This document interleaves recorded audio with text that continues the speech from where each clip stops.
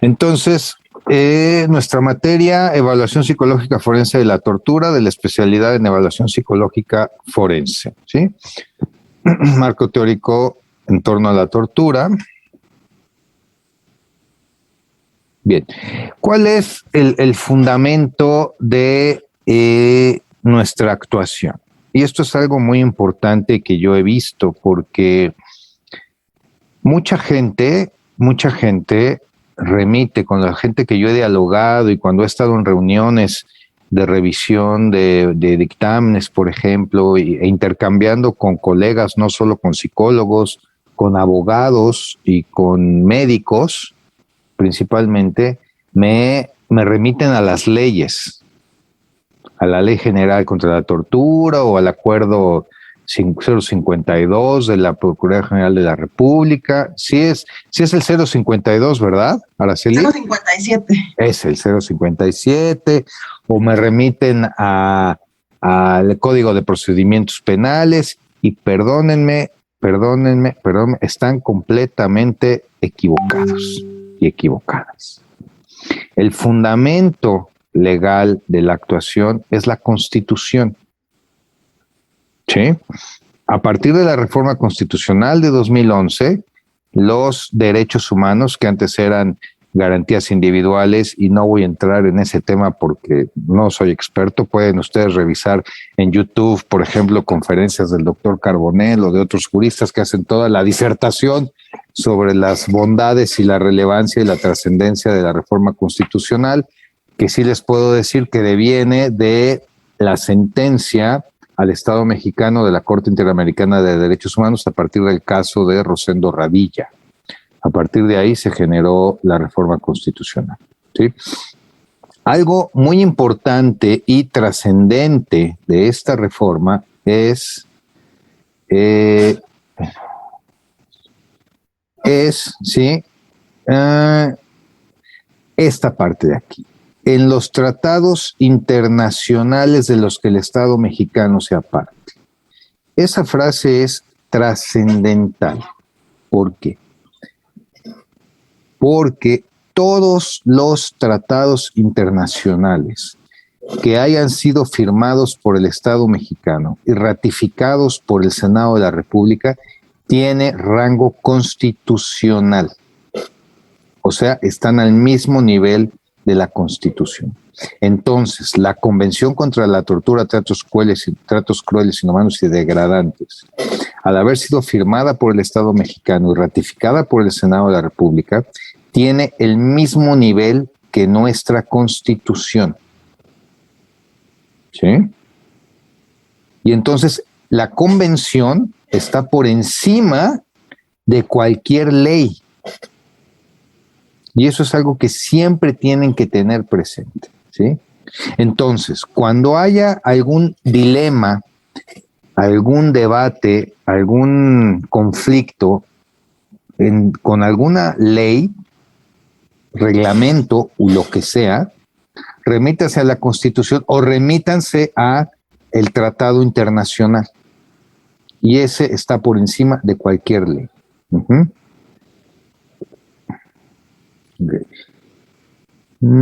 Todas las autoridades en el ámbito de sus competencias tienen la obligación de promover, respetar, proteger y garantizar los derechos humanos de conformidad con los principios de universalidad para todo ser humano, interdependencia, ningún derecho humano es independiente, autónomo, siempre van en conjunto, indivisibilidad y progresividad, esto es, se van sumando y van avanzando. En consecuencia, el Estado deberá prevenir, investigar y sancionar y reparar las violaciones a los derechos humanos en los términos que establezca la ley. Okay. ¿Cuál consideran ustedes que es el principio fundamental que rige nuestra práctica en la documentación de posibles actos de tortura?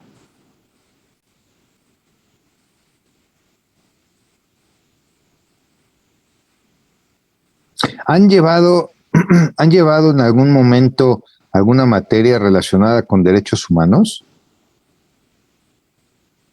¿En qué cuatrimestre están? Segundo. Es el segundo semestre, maestro. Segundo semestre, o sea, ya, ok. ¿Y han llevado alguna materia de derechos humanos? No. Ok, bueno, ese es un tema interesante. Bueno, lean la Declaración de los Derechos Humanos. Pero bueno, el principio fundamental. Entiendo, perdón, maestro, que el principio fundamental de lo que nos han dicho es la dignidad. No sé si sea ese. Bueno, sí, ok, sí, la dignidad. Pero el principio de nuestro actuar es el principio pro persona. O sea, primero el sujeto. Y el sistema internacional de derechos humanos es un sistema de buena fe. Entonces, nosotros le creemos a la persona hasta que la evidencia demuestre lo contrario. ¿Sí? Yo le creo a la persona hasta que la evidencia demuestre lo contrario. No llego a ver cómo invalido su argumento y su dicho, como se hace en algunos lugares. ¿Sí? Entonces, yo le creo hasta que la evidencia demuestre lo contrario. O sea, que la evidencia no me permita sustentar su dicho. ¿Ok? Y desde la perspectiva de derechos humanos,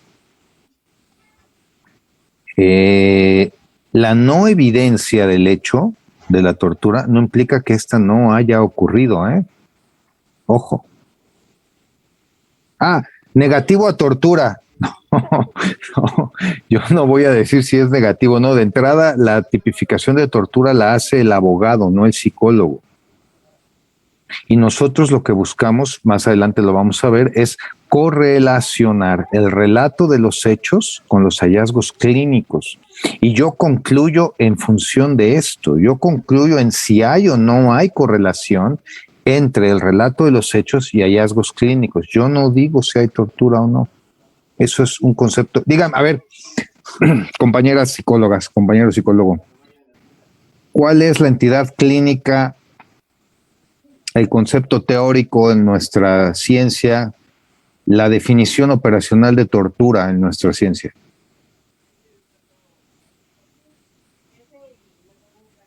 Se refiere más que nada a cualquier daño que tenga que ver con físico, mental, que cambie la estabilidad de la persona. ¿Pero esa es una definición psicológica operacional?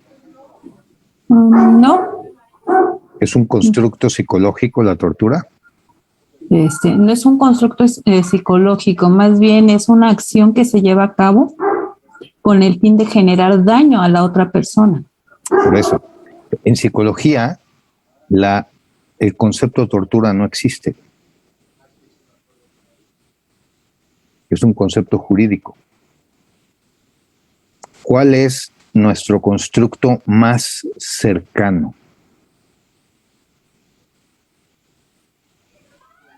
¿Podría ser el trastorno de estrés postraumático? Eso es un diagnóstico. Ahí va. El protocolo de Estambul nos menciona algo sobre que la tortura, que si bien no es un concepto psicológico, sino jurídico, va encaminado hacia desestructurar la personalidad, ¿no? de quien reciba esos actos. ¿Cuál sería nuestro constructo psicológico más cercano para poder mirar los efectos de la tortura? ¿Sería la despersonalización? ¿Trauma? El trauma, muy bien, el trauma, efectivamente. El trauma y lo traumático, y vamos a platicar sobre eso. Muy bien, compañeras, compañero. Ok. Seguimos. Entonces, y aquí esto es importante. Esta es la primera definición de 1987 que se diseñó con la convención, ¿no? Todo acto por el cual se infrinja intencionalmente a una persona dolores o sufrimientos graves, ya sean físicos o mentales, con el fin de obtener de ella o de un tercero información o una confesión, de castigarla por un acto que haya cometido de castigarla por un acto que haya cometido o se sospeche ha cometido, o de intimidar o coaccionar a esa persona o a otras, o por cualquier razón basada en cualquier tipo de discriminación. Cuando dichos dolores o sufrimientos sean infringidos por un funcionario público u otra persona en el ejercicio de funciones públicas, a instigación suya o con su consentimiento o aquiescencia. El presente artículo se entenderá sin perjuicio de cualquier instrumento internacional o legislación nacional que contenga o pueda contener disposiciones de mayor alcance. ¿Qué ven ustedes de esta definición?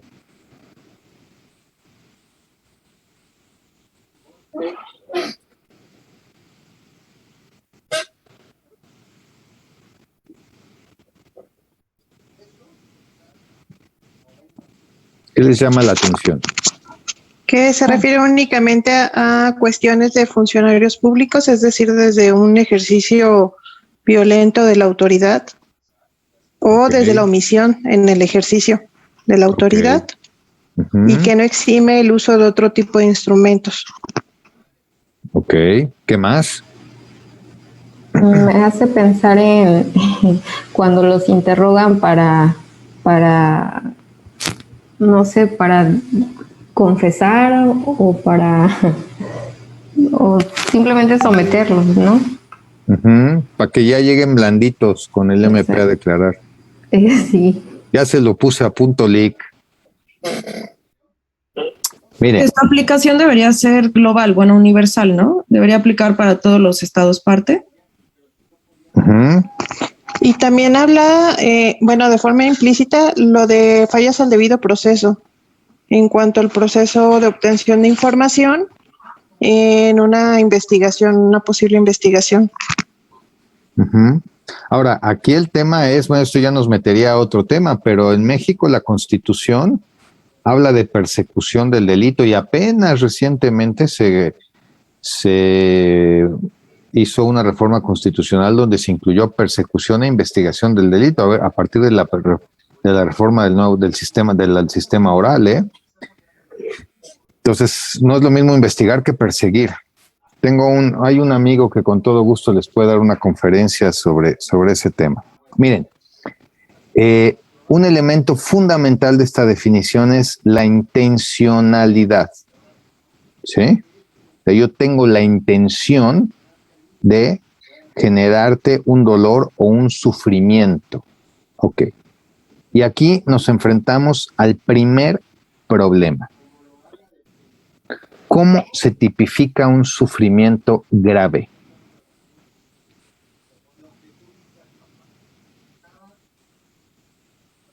¿Cuál es el criterio de gravedad del sufrimiento? Es que este es subjetivo. Exactamente. ¿No? Exactamente. Y eso es un tema trascendente. ¿Qué es grave? Porque miren, a mí me ha tocado ir a ver grandes jefes de la delincuencia organizada y nos cuentan unas historias de terror y la aguantan, yo no logro encontrar evidencia de trauma, ¿no? Por ejemplo, aunque sí han habido lesiones, ¿no? Pero psíquicamente no los quiebran. Y me ha tocado ver gente, muchachos, chavillos, que les han dado 2 cachetadas y los quiebran. Entonces, ¿cuál es el criterio de gravedad? Y no tiene que ver con mucha gente piensa que es la intensidad del castigo. Médicamente sí hay lesiones graves. Por eso las certificaciones médicas hablan de la temporalidad en la que sanan las lesiones. Una lesión grave es la que tarda más de 15 días en sanar. Eso es un criterio médico. Pero psicológicamente es subjetivo.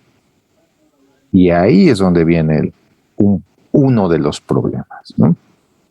Bueno, y entonces Maestro, tenemos, ¿sí?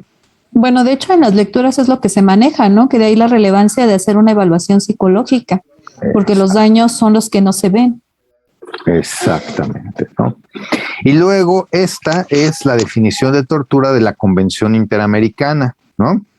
Todo acto realizado intencionalmente, prevalece la intencionalidad, por el cual se infrinja a una persona penas o sufrimientos físicos o mentales, o sea, se quita el criterio de gravedad, con fines de investigación criminal como medio intimidatorio, como castigo personal, como medida preventiva, como pena o cualquier otro fin, o sea, porque sí. Se entenderá también como tortura la aplicación sobre una persona de métodos tendientes a anular la personalidad de la víctima o a disminuir su capacidad física o mental, aunque no causen dolor físico o angustia psíquica. ¿Qué les llama la atención de esta definición?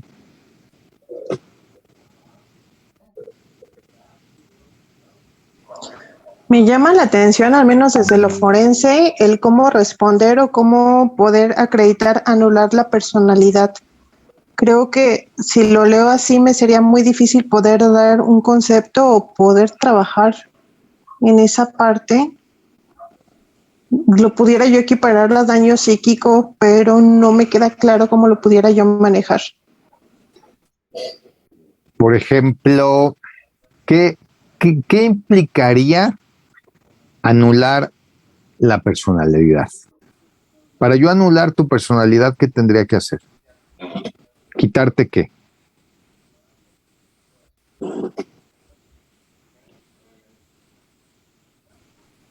La libertad, ¿no? La libertad. No necesariamente. Es que, ¿qué otra? Libertad, ¿qué más? Voluntad. Voluntad, muy bien. ¿Qué más? La capacidad de decidir. Bueno, libertad, sí, muy bien. ¿Qué más?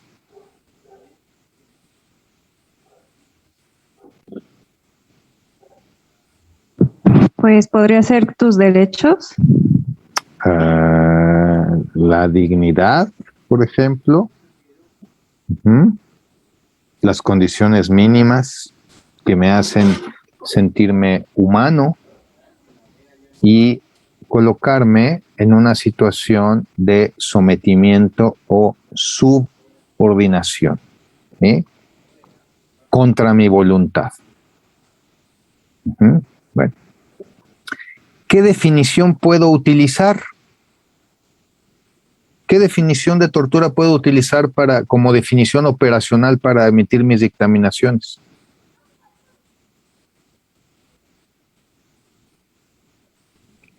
Podría ser, por ejemplo, la aparición pues, de alguna huella anémica que evoque justamente el sufrimiento o el trauma. Sí, esas ya son manifestaciones.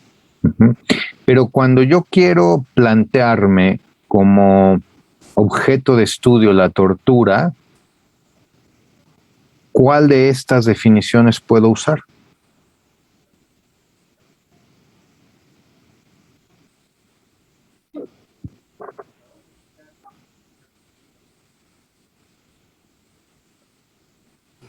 Pues a mí me parece más objetiva la de la Convención Interamericana. Objetiva. Sí. ¿Por qué? Porque no menciona, por ejemplo, o especifica hacia funcionarios, sino siento que generaliza a cualquier persona que lo haga. O sea, no solo hacia un cargo. También menciona, bueno, lo físico, lo mental.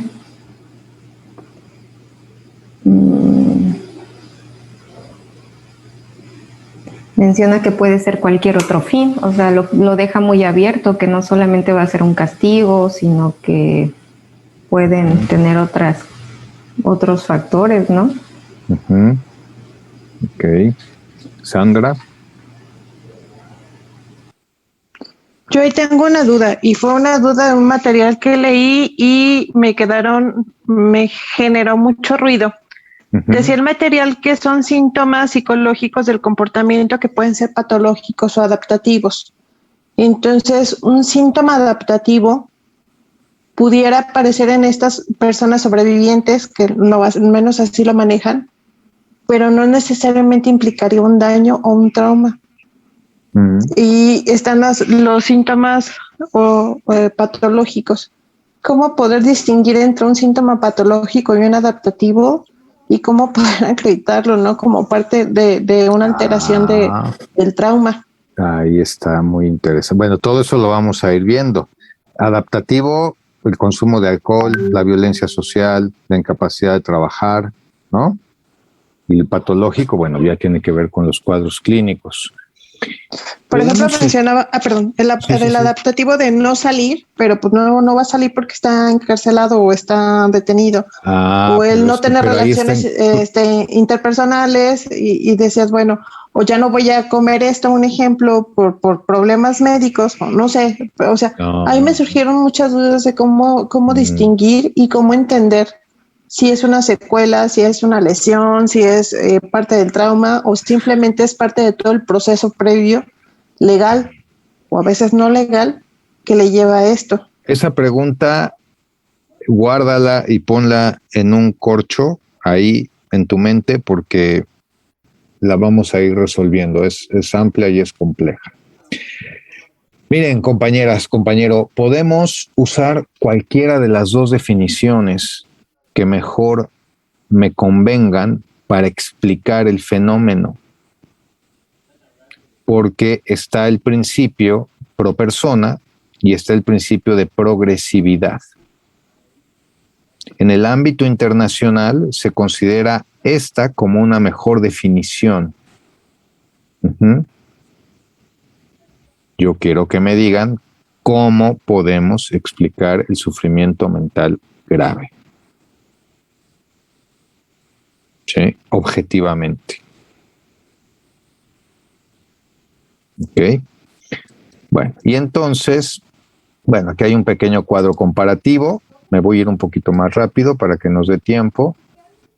Y luego tenemos la definición de la Ley General para Prevenir, Investigar y Sancionar la Tortura y otros tratos, penas crueles, inhumanos y degradantes, que fue la última versión el 20 de mayo del 2021, ¿no? Fue corregida, reformada, ¿no? Bueno, comete el delito de tortura el servidor público que con el fin de obtener información o una confesión con fines de investigación criminal, como medio intimidatorio, como castigo personal, como medio de coacción, como medida preventiva para que no te portes mal y te portes bien, o por razones basadas en discriminación o cualquier otro fin. Mira, aquí ya está, tomaron elementos de la definición de la Comisión Interamericana de la ONU, ¿no? Cause dolor o sufrimiento físico o psíquico. Cause dolor o sufrimiento, no considera la gravedad. Cometa una conducta que sea tendiente o capaz de disminuir o anular la personalidad de la víctima o su capacidad física o psicológica, aunque no le cause dolor o sufrimiento. Realice procedimientos médicos o científicos en una persona sin su consentimiento o sin el consentimiento de quien legalmente pudiera otorgarlo. Ojo, los médicos también pueden cometer tortura desde esta definición. Ok. Concepto de tortura psicológica, ¿no? Es muy complejo. Ahí les puse en las lecturas complementarias, les puse el libro de tortura psicológica, revísenlo. Pero miren, tortura psicológica, método que pretende la anulación de la personalidad. No agrede al cuerpo, sino la mente, aunque una forma para agredir la mente puede ser a través del cuerpo. Pero el objetivo no es el cuerpo, es la mente. Y entonces se han sofisticado de tal manera las técnicas para causar dolor que ya no dejan marca, ¿no? O dejan micromarcas, ¿sí? Infringen sufrimiento sin recurrir a la violencia física directa, pudiendo generar dolor físico. Por ejemplo, las posiciones forzadas. Dejar a alguien parado con la cabeza recargada en la pared durante 10 horas, por ejemplo. ¿Sí? El aislamiento también. También el aislamiento, por supuesto, la restricción de movimiento, la restricción de alimentos genera dolor, la restricción de uso de espacio sanitario, ¿sí? La privación sensorial. La privación sensorial. Siempre les ponen capucha, les tapan los ojos, les tapan los oídos, ¿sí? Ahí ya empieza la cosa, ¿no? Bueno. Circunstancias del sistema torturante, y esto es algo muy importante. Yo tengo la hipótesis, y lo he podido corroborar en estos años de trabajo, que nuestro sistema es un sistema diseñado para menguar todas las capacidades del sujeto. Vivimos inmersos en un sistema de violencia institucional.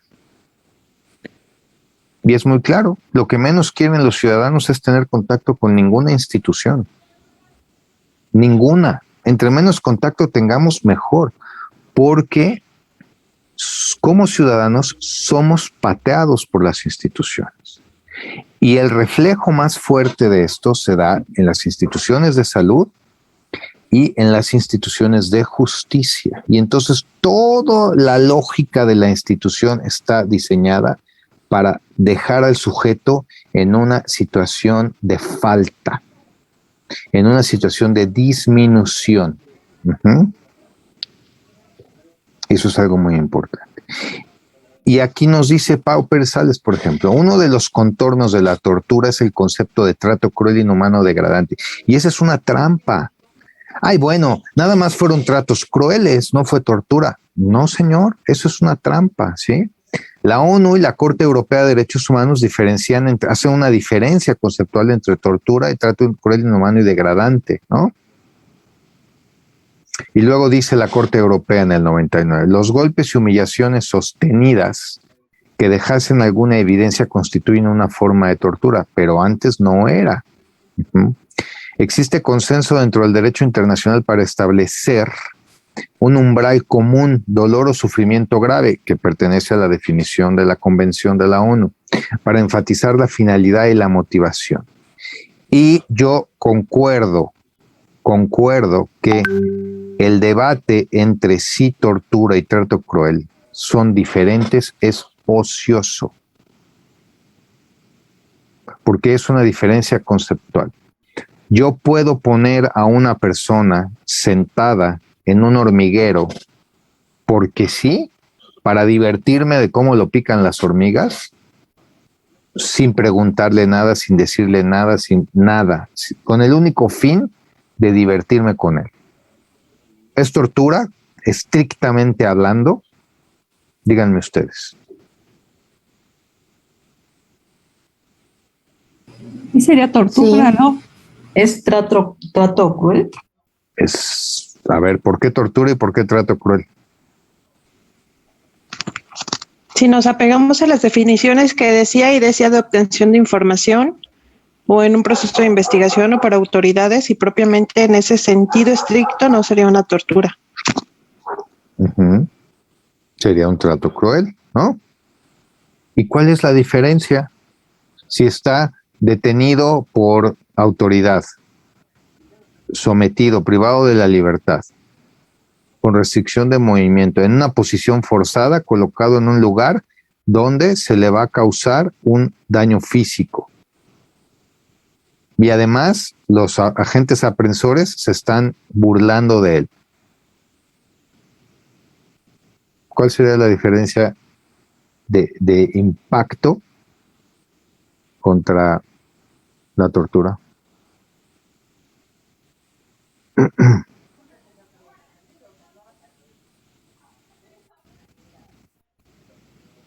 Sí. ¿Que no se está obteniendo información? ¿O que no se busque en ese momento preciso la obtención de información? Por eso, justamente, ese debate entre sí hay diferencia a nivel de impacto. Aquí tenemos que pensar en el impacto del sujeto, en el impacto sobre la persona. Y nuestra guía es el principio pro persona. La diferencia que pudiera haber a nivel de impacto entre una tortura, llamémosle, por ejemplo, que lo amarran a una camilla de paramédico con vendas y le tapan los ojos y lo meten a un tanque de 200 litros de agua, por ejemplo, ¿no? O le ponen una bolsa en la cabeza y le hacen tracción de la columna, que eso sería como, o le dan toques eléctricos, ¿no? Le amarran los dedos de los pies a un cable eléctrico y lo conectan a la luz, por ejemplo, y sentarlo en un hormiguero sin preguntarle nada, sin decirle nada, ¿habría alguna diferencia?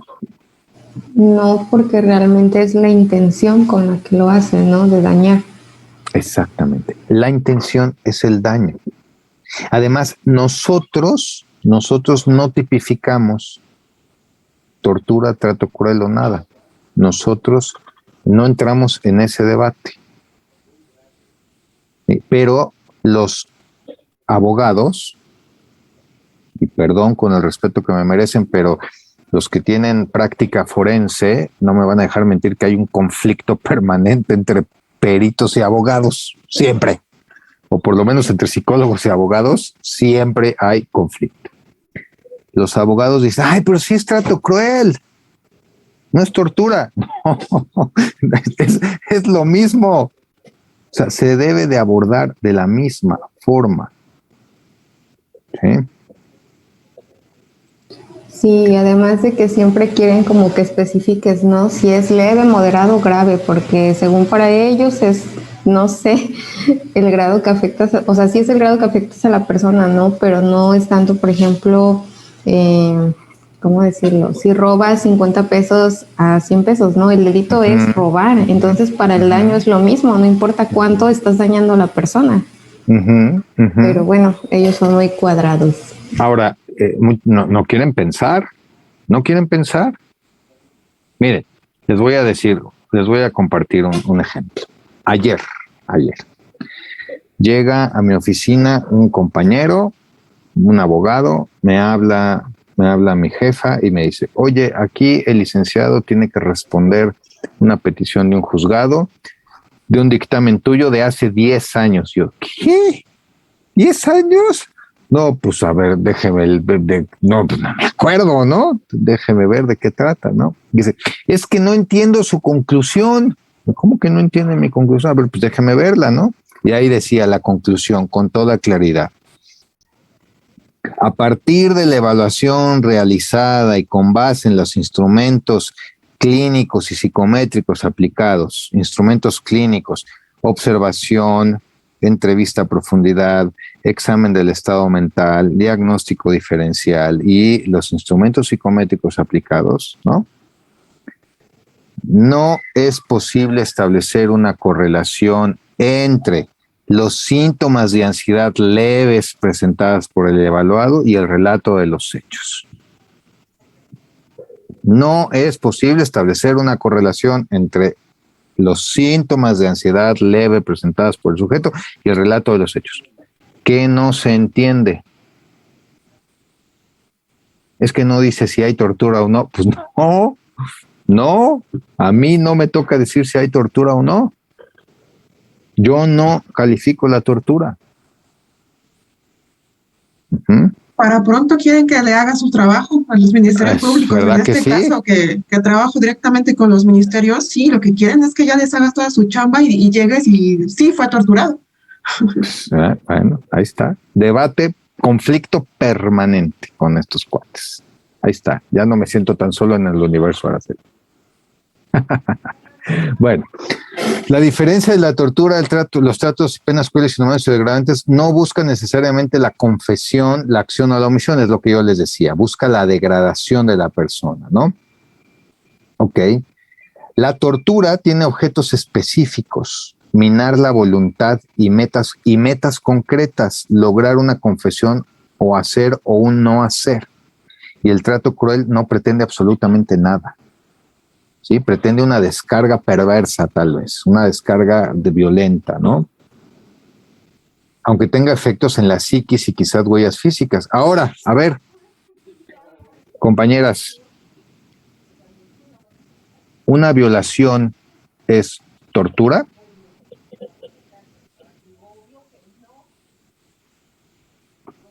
Pudiera ser. Un servidor público. Sí. Con base en nuestras definiciones, ¿una violación por sí misma es tortura? Pues yo opino que sí. ¿Por sí misma como hecho es tortura? Por definición no, pero sí tiene componentes de tortura, ¿no? Pues depende el contexto en el que se dé la violación. Ajá, lo que iba a decir, si la violación es un método o una forma sistematizada de imponer una situación de violencia de género o de minar o generar miedo o temor, daño, sí. Porque Exacto. sí se utiliza la violencia sexual, incluso estaba leyendo en cuestiones de guerra y de combate, es una forma de generar daño a la sociedad, pero sobre todo a la parte contraria. Uh-huh. Exactamente. Exacto, porque la tortura también pretende enviar un mensaje. No necesariamente es tortura si lo hacen porque sí. Porque sí. Oiga, ¿usted la violó? Sí. ¿Por qué? Porque me gustó. ¿Que es igual de aberrante? Sí. Pero el motivo es distinto. ¿Ok? Bueno, y entonces, acá, se debe abordar e investigar igual que la tortura, el trato cruel. De entrada, nosotros, desde la práctica forense, tenemos que revisar pues todo el expediente. Pero muchas veces me han dicho, oye, vas a hacer un protocolo de un secuestrador. ¿Y a mí qué me importa? A mí no me importa quién sea. ¿Sí? No me interesa eso. ¿Ok? A mí me interesa documentar, investigar si es que hay secuelas psicológicas que tengan relación con el relato de los hechos. ¿Ok? Bueno, la tortura blanca, limpia o sin contacto, dejarlo parado, dejarlo sentado, las posiciones forzadas, limitar la alimentación, limitar el espacio físico, la privación sensorial, ¿no? Todo eso que decía. Define, Pérez Sales, uso de técnicas de manipulación cognitiva, emocional o sensorial, dirigidas al yo consciente y que provocan sufrimiento, daño psicológico y o quiebre de identidad en la mayoría de los sujetos que se ven sometidos a ellas. ¿Qué es lo que quiere decir esta definición?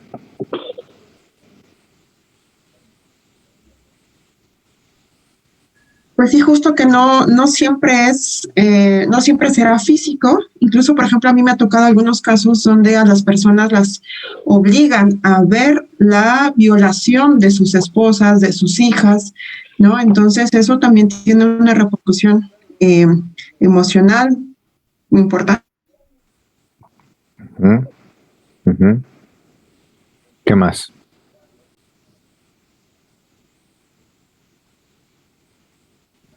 Pues el objetivo que tiene, ¿no? Principalmente, como ahí lo dice, pues de quebrar, pues no sé, acá viene como la identidad, pero que va de la mano con lo que hablábamos de la personalidad, ¿no?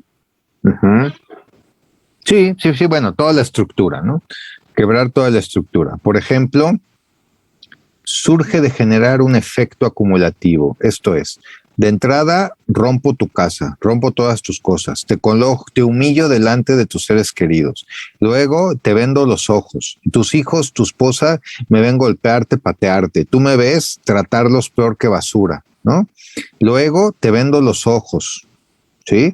Y si soy mala onda, te pongo las esposas al revés. ¿Ustedes saben lo que hace cuando se ponen las esposas al revés?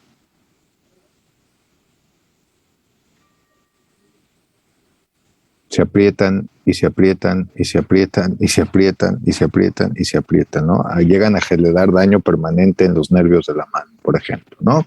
Y luego te dejo parado 10, 12, 15 horas, no te doy agua, no te dejo ir al baño, ¿sí? Entonces voy sumando hasta que quiebras, ¿no?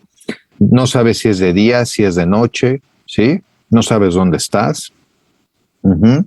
Tienes la sensación de pérdida de control sobre ti mismo, sobre tus decisiones más elementales, ¿sí? Se generan situaciones de confusión, ¿ok?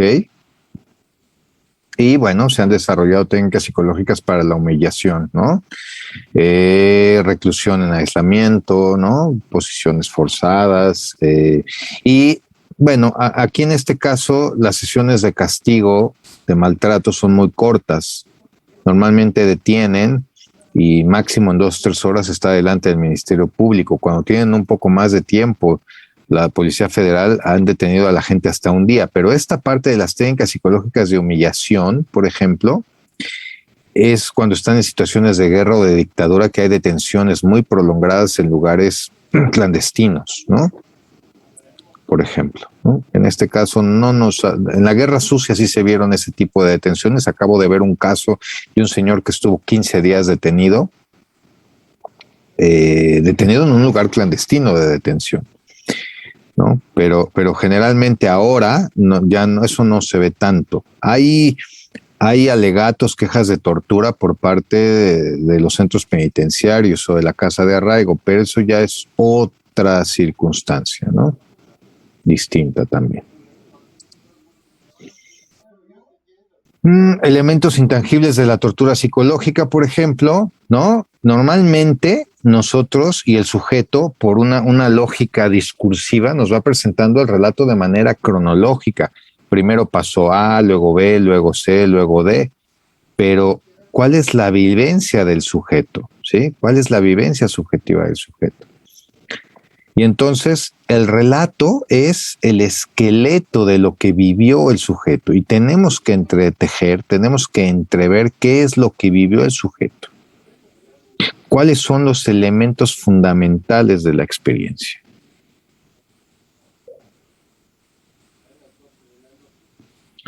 Y esto es muy importante, y por eso les hablaba yo del sistema torturante. Es imposible aislar la tortura del contexto en que ocurre. Hay un contexto y una lógica institucional que tolera y que incluso favorece la tortura. Aunque estemos en un discurso jurídico, social, político, ¿no? De rechazo, es mentira. En uno de los libros que les compartí hay 2 capítulos donde se demuestra la tolerancia social a la tortura. Incluso la gente puede estar de acuerdo con ella. Ay, pues si se mete de delincuente, que lo torturen. Y yo les pregunto, compañeras, ¿qué le impide al Estado torturarme a mí si tortura al Chapo Guzmán?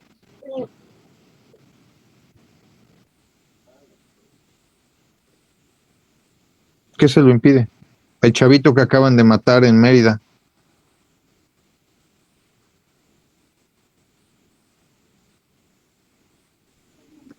Pues es que los impedimentos son los mismos, maestro, pero creo que tiene que ver con esta parte de las lagunas legales que hay y de la poca eficacia que hay en la procuración de impartición de justicia. Y entonces, ¿por qué si es un malandro, pues está bien que lo torturen, ¿no?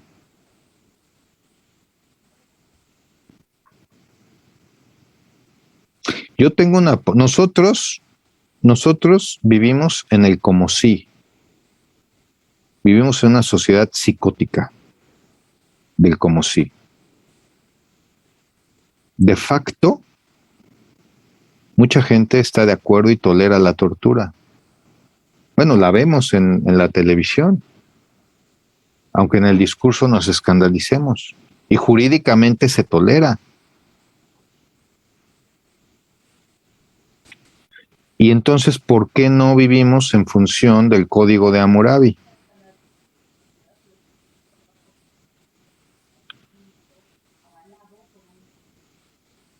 A ver, Elena, ¿por qué no vivimos en función del Código de Hammurabi?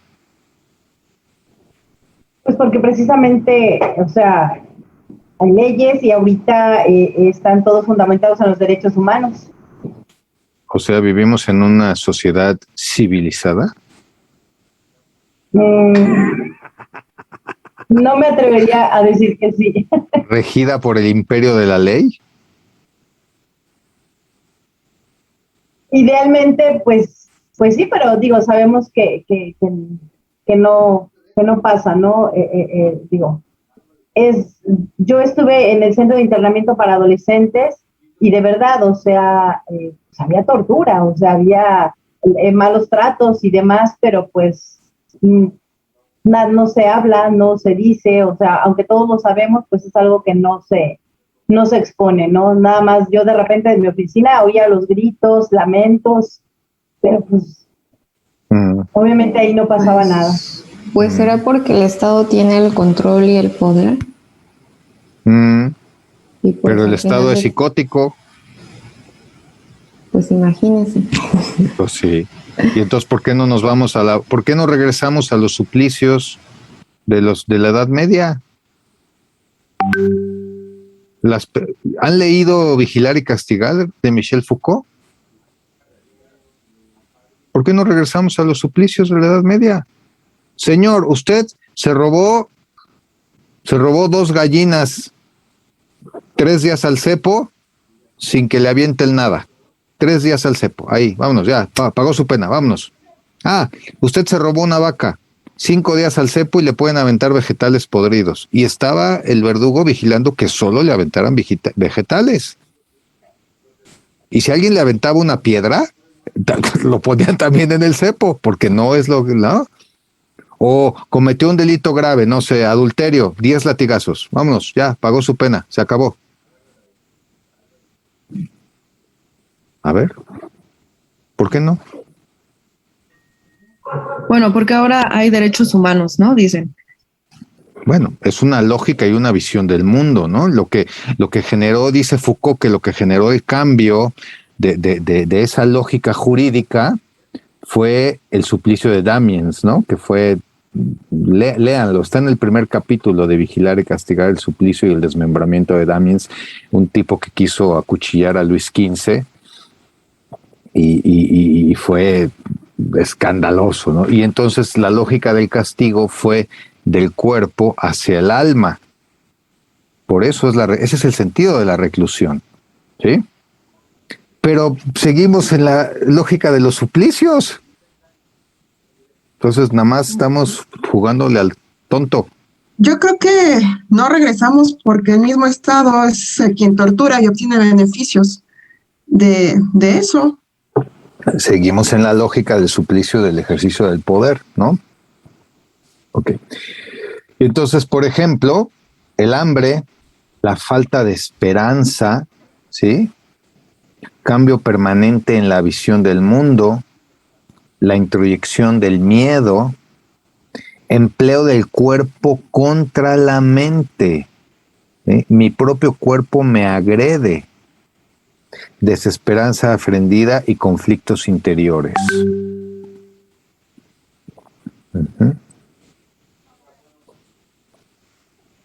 Alienación y particularización de la experiencia, me siento solo, se siente aislado, yo soy el único que está viviendo esto y yo me lo merezco. Adaptación al horror. Los torturadores específicos. Yo tengo una alumna que le ha dado clase a varios de sus compañeros y es quien me invitó y ella está en la división científica de la Guardia Nacional, en la Policía Federal, y ella me decía, a ver si me equivoco, me corrige Araceli, cada unidad de la Guardia Nacional tiene un torturador. Pues no lo dudo. ¿No lo sabías? Ella me lo dijo que sí. Cada unidad tiene un torturador. ¿Sí? Y te estudia al detenido y entonces ve la forma de generarle más daño, más sufrimiento con el menor daño corporal, ¿no? Hay veces que entran en frenesí, y no se pueden parar, ¿no? Manipulación de la percepción, experiencias cercanas a la muerte, ¿no? La tortura se estructura en torno a una relación sádica, paternalista y manipuladora. Provoca la lucha del torturado consigo mismo. Por ejemplo, refiere Lascano, la tortura se basa en el dolor físico como un espacio transicional para llegar al alma de la persona. O sea, el castigo y el suplicio físico es el vehículo para tocar el alma, en el que se establece una relación de confianza y sumisión entre el prisionero y el torturador, en la que se va progresivamente empujando a un estado de sumisión y entrega, pero también a una identificación con el agresor en su intento de romper la identidad del prisionero. El recuerdo queda como una huella permanente en la memoria del cuerpo. Por ahí hablaban de las huellas némicas, ¿no? Pamela. Sí, ahí está. En la tortura sexual, los efectos traumáticos perduran en el tiempo y solo en las condiciones adecuadas de soporte, confianza y cuidado puede iniciarse la elaboración del trauma, incluso muchos años después. A mí me ha tocado decir, es que pues los hechos fueron hace 20 años, ¿cómo vas a encontrar algo? Pues si sé dónde buscar y qué buscar y cómo buscar, hay secuelas traumáticas, ¿no? Hay secuelas. La finalidad de la tortura sexual, placer sádico y ejercicio de una masculinidad estereotipada que pretende demostrar omnipotencia y exhibicionismo vejatorio contra la mujer, ¿no? El ejercicio de la misoginia genera un recuerdo corporal indeleble, la marca permanente en el cuerpo, que permanece toda la vida, aunque no pueda verbalizarse en ocasiones. Implica un sentimiento de humillación y vergüenza social, familiar e individual. Una marca moral de suciedad, de un estigma. La vergüenza genera silencio y perpetúa el conflicto traumático. Bueno, este es el protocolo de Estambul, es el instrumento establecido internacionalmente para poder investigar la tortura, aunque hay otros códigos. Está el libro de la Universidad de Essex, hay un protocolo, hay un manual que establece también la Comisión Interamericana, pero el estándar es el protocolo de Estambul. Y bueno, y aquí hay un elemento, dos elementos fundamentales, pero no únicos. Dos elementos fundamentales, pero no únicos, es el médico y el psicológico, ¿no?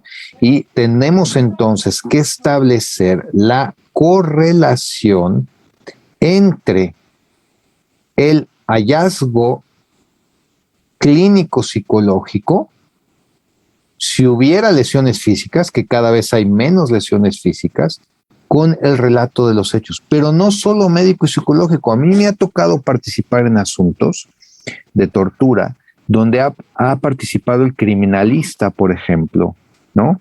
Reconstruyendo toda la dinámica de los hechos, haciendo la reconstrucción de los hechos, ¿sí?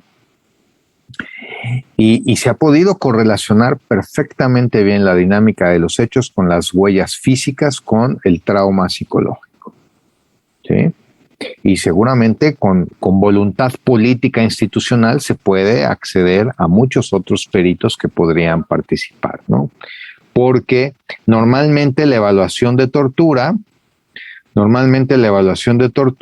se hace solamente con el agraviado, pero la realidad es que es una investigación completa con testigos, ¿sí? Hay que investigar a los testigos, la familia, la investigación documental, las inconsistencias en los informes de los agentes aprehensores. Claro, eso no nos corresponde a nosotros hacerlo. Pero a nosotros sí nos tocaría, por ejemplo, entrevistar a los testigos. Por supuesto que sí. Incluso hay víctimas secundarias de tortura, porque también hay trauma vicario. Bueno. hasta aquí mi clase de hoy. Comentarios, dudas, preguntas, reflexiones. Yo tengo